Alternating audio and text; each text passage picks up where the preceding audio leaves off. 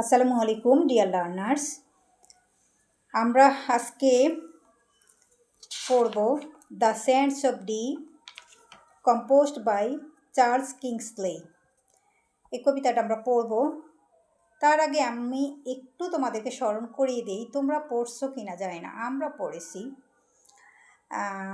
হুমায়ুন কবিরের লেখা মেঘনার ঢল। এরকম একটা কবিতা তোমরা পড়ছো কিনা? কবিতাটার নাম ছিল মেঘনার ঢল, লিখেছেন হুমায়ুন কবির। কবিতাটার প্রথম দুই চরণ এরকম ছিল: শোনো মা আমিনা, রেখে দেরে কাজ, তরা করে মাঠে চল, এলো মেঘনার জোয়ারে বেলা, এখনই নামিবে ঢল। ওরকম একদম এই কবিতাটা দ্য সেন্স অফ ডি কবিতাটা। তার মানে দ্য সেন্স অফ ডি কবিতাটি হুমায়ুন কবির তিনি এটা বঙ্গানুবাদ করেছেন এবং আমাদের বাংলাদেশের পার্সপেক্টিভে উনি লিখছেন। আর এইখানে চার্লস কিংসলে তিনি একজন ব্রিটিশ পোয়েট। তিনি ইংল্যান্ডের সেন্স নদীর অববাহিকায় যে অববাহিকাকে কেন্দ্র করে অববাহিকার চারপাশকে পার্সপেক্টিভ ধরে তিনি একটি কবিতা লিখেছেন। সেই কবিতাটা আমরা পড়ব। ও Mary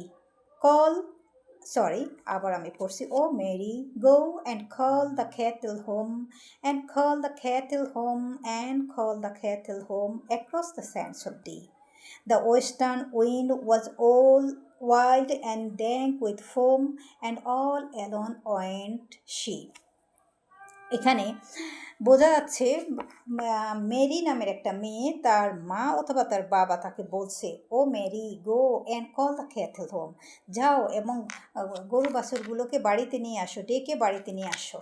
and call the cattle home, and call the cattle home, তিনবার বলছেন। মানে এটা তিনবার কোনো কথা বলা মানে হচ্ছে কোনো একটা কথাকে বেশি ইমপ্রেসিভ করার জন্য, বেশি গুরুত্ব আরোপ করার জন্য আমরা তিনবার বলি। আমরা অনেক সময় বলি না, তিন সত্যি বলছি, তার মানে কি তিন এই বিষয়টা একটা রহস্যময় একটা নাম্বার বা ফিগার, এইটা দিয়ে কী বোঝায়, আমরা অতি গুরুত্ব দিই, একটা কথাতে গুরুত্ব আরোপ করার জন্য আমরা এটা ব্যবহার করে থাকি। তিনি কি বলছেন? Across the sands of D. তাহলে ডেকে আনো কোথায়? Across the sands of D, D নদীর অববাহিকার। সেন্স মানে কি? সেন্স মানে বালিকা। বালিকা কোথায় থাকে? নদীর পাড়ে। তারপরে নদীর পাড় দিয়ে বা উপকূল বেয়ে তুমি গরু বাছুরগুলোকে ডেকে নিয়ে আসো। The western wind was wild and dank with foam, and all alone she went. কবি বলছেন ওই সময়টা যখন মেয়েটা গেল গরু বাছুরগুলো আনতে, সেই সময়টা কীরকম ছিল? Western wind. আমাদের যেমন কালবৈশাখী ঝড়, তাদের হচ্ছে ওয়েস্টার্ন উইন্ড বা ওয়েস্ট উইন্ড বলে এখানে কবি।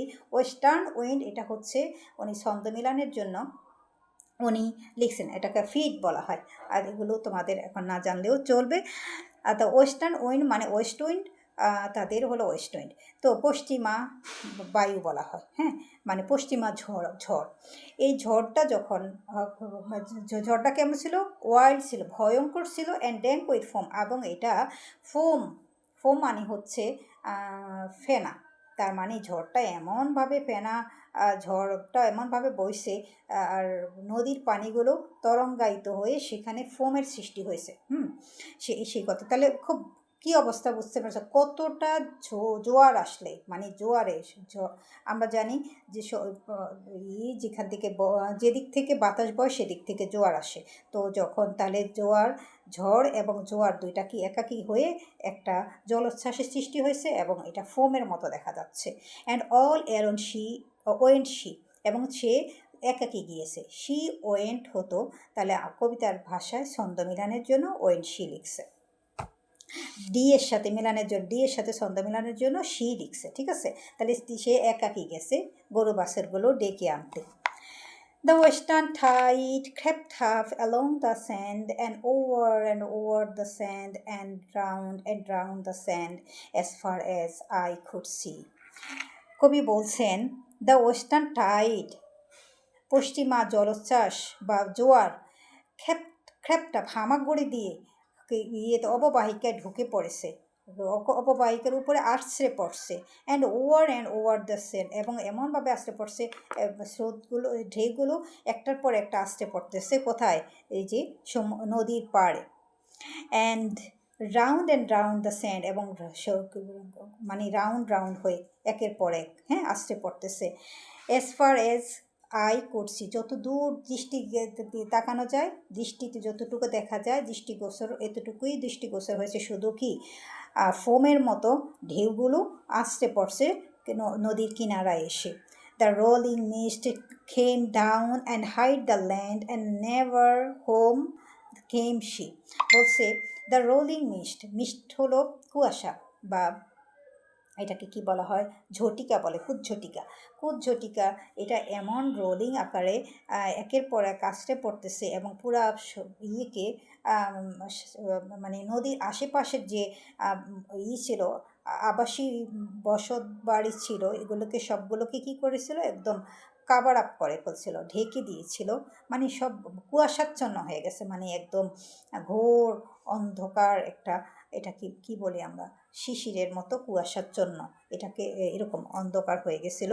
And never never home came she, এবং সে আর কখনোই বাড়ি ফিরতে পারলো না। কেন বাড়ি ফিরতে পারে না? একদিক দিয়ে হলো কি স্রোত, নদীর স্রোতে, হয়তো বা নদীর জলোচ্ছ্বাসের স্রোতে সে আশ্রে পড়ে গেছে, আবার অন্যদিকে ছিল কি কুয়াশা, অন্ধকার ছিল, মিস্ট ছিল। Oh, it's weed or fish or floating here, a trace of golden air, a droned maiden's hair above the nets at sea. এখন প্রশ্ন করতেছে পরের দিন, আগের দিন তো কি হলো, ঝড় হলো, ঝড়টর হয়ে করলো, ও মেয়েটা গেল, মেরি গরু বাছুর আনতে গেল, তার আর বাড়ি ফেরা হলো না। পরের দিন তার মা বাবা কেউ জানতে পারলো না তার কি হলো, সে কোথায় হারিয়ে গেল। কিন্তু পরের দিন কি হলো দেখো, ফিশারম্যানরা যারা মাছ ধরার জেলে, তারা কি করলো, তারা দূর থেকে দেখতেছে একটা কিছু ভাসমান। তখন দূর থেকে তারা একটু, তাদের কাছে প্রথমে তারা মনে করছে ইজিট উইড, এটা কি ঘাস, অর ফিশ, এটা কি মাছ, অর ফ্লোটিং হেয়ার, আরে ভাসমান চুল, আর ট্রেস অফ গোল্ডেন হেয়ার। তারপর তাদের দৃষ্টিগোচর হলো, আরে এটা তো সোনালি চুল, একগুচ্ছ সোনালি চুল, আর ড্রাউডেন মেডেন্স হেয়ার, আরে একটা তো ইয়ে মেইডেন হেয়ার, মেইডেন বলতে কুমারী, বলছে একটা ডুবন্ত মেয়ের চুল, এবাব দ্য নেটস অ্যাট সি, সমুদ্রের তীরবর্তী জায়গায় জেলেদের জালের মধ্যে ধরা পড়ছে। ওই জালের মধ্যে তারা দেখতে পেলো, প্রথমে তাদের কাছে কি ভিজিবল হলো, প্রথম মনে হলো ঘাস, ঘাসের যে ইয়াগুলো, ঘাসগুলো, চুলগুলো ঘাসের মতো লাগছিল, শুকিয়ে যে গোল্ডেন কালার ধারণ করছে, তো মনে করছে হয়তো ঘাস, পরে মনে করছে আরে মাছ, গোল্ডেন ফিশ আছে না, ভাবছে গোল্ডেন ফিশ, তারপরে বলতেছে না এটা তো একটা ডুবন্ত কুমারী মেয়ের চুল, কেশ, ও কেশের পুচ্ছ, এক গুছা চুল। Was never salmon yet that shone so fair among the stakes of the, এখন আক্ষেপ করে বলতেছে ফিশারম্যানরা বলছে, আহারে এত সুন্দর, এত শাইনিং, এত বিউটিফুল গোল্ডেন ফিশ কোনো দিন, আর স্যালমন, স্যালমন মানে কি, স্যালমন হচ্ছে সবচেয়ে দামি মাছ, বলতে এত দামি গোল্ডেন, এত সুন্দর, এত সোনালি কালারের গোল্ডেন ফিশ কোনো দিন কোনো ফিশারম্যানের জালে, এই এই ডি নদীর ফিশারম্যানরা কোনো দিন কী করে না, ধরতে পারেনি। স্টেক মানে অধিকারী হয়নি, মানে ধরতে পারেনি। They rowed her in across the rolling foam, তারা দাঁড় বেয়ে, এখন রোড মানে এখন ওই বোটে তুলছে, নৌকাতে তুলছে, নৌকা দাঁড় বেয়ে তারা এখন রোলিং ফোমের দাঁড় বেয়ে, তখনও রোলিং ফোম হচ্ছিল, হ্যাঁ, ফেনা ফেনা এখনও সেই জোয়ার বা ইয়ার চলছে, আর সেই কি বলে বান আসা বলে না, বান বা জোয়ার বা কি বলবো আমি, ঢেউ, এগুলো এখনও ফোমের মতো আছে, এগুলো দাঁড় বেয়ে তারা এগুলো অতিক্রম করে তারা কোথায় গেল, এই ফোমটাকে কি বলছে the crawling foam, the cruel hungry foam, ফোমটা ছিল ক্রুয়েল নিষ্ঠুর ক্রলিং ফোম, হামাগুড়ি দিয়ে আসা সেই নিষ্ঠুর, সেই ক্ষুধার্ত ফোম, যে কি করলো, মেরিকে গিলে খেলো, এই জন্য এটাকে ক্রলিং ফোম, ক্রুয়েল বলছে, নিষ্ঠুর বলছে, আর বলছে হাংরি, এটা ক্ষুধার্ত ছিল তাই গিলে খেয়েছে। To her gay beside the sea, তো ওনারা এই যে ফিশারম্যানরা দাঁড় বেয়ে তাকে কী করলো, সমুদ্রের পাড়ে নিয়ে গেল, নিয়ে তাকে ওখানে কবর দেওয়া হলো। To her grave beside the sea, তাকে কবর দিল সমুদ্রের পাড়ে উপকূলে। But still the boatmen hear her call cattle home across the sands of sea. কিন্তু কবি এটা স্মৃতি করে বলছেন এখানে একটা পাঠকদের হৃদয়কে জয় করার জন্য, হৃদয়ে একটা অন্যরকম একটা দোলা দেওয়ার জন্য তিনি বলছেন যে এখনও বোটম্যানরা যখন ওই যে ইয়ার পাশ দিয়ে যাওয়ার সময় যেখানে মেরিকে কবর দেওয়া হয়েছিল সেই কবরের পাশ দিয়ে যখন বোটম্যানরা যায়, মাঝিরা যায়, তারা শুনতে পায় যে মেরি ডাকতেছে, এই গরু বাছুরকে ডাকতেছে যে বাড়িতে আয় বাড়িতে আস, যেভাবে ডাকে আমাদের দেশে দেখো না কি সুন্দর করে ডাকে, ভে এরকম করে বিভিন্নভাবে ডাকে, বা তার কত গরু বাছুরগুলোর সুন্দর নাম থাকে, আদরের নাম থাকে, নাম ধরে ধরে ডাকে, এভাবে ডেকে আনতেছে। মনে হচ্ছে মেরি এখনও কি করতেছে, তার গরু বাছুরগুলোকে ডেকে বাড়িতে নিয়ে আসতেছে, এই ডাকটা এখনও শুনতে পায়। তাহলে আমরা একটা বেদনা ভিদুর একটা কবিতা পড়লাম। একটা কুমারী মেয়ে যে গরু বাছুর পালতো, সেই গরু বাছুরগুলো বাড়িতে আনার সময় সে কী করলো, ঝড়ের তোড়ে অথবা বানের তোড়ে কী করলো, সে সমুদ্রে ভেসে গেল। এক সময় কী করলো, জেলেরা পেয়ে তাকে কী করলো, কবরে সমুদ্রের পাড়ে তাকে কবরস্থ করে। বন্ধুরা ঠিক আছে, ভালো থাকবে, আল্লাহ হাফেজ।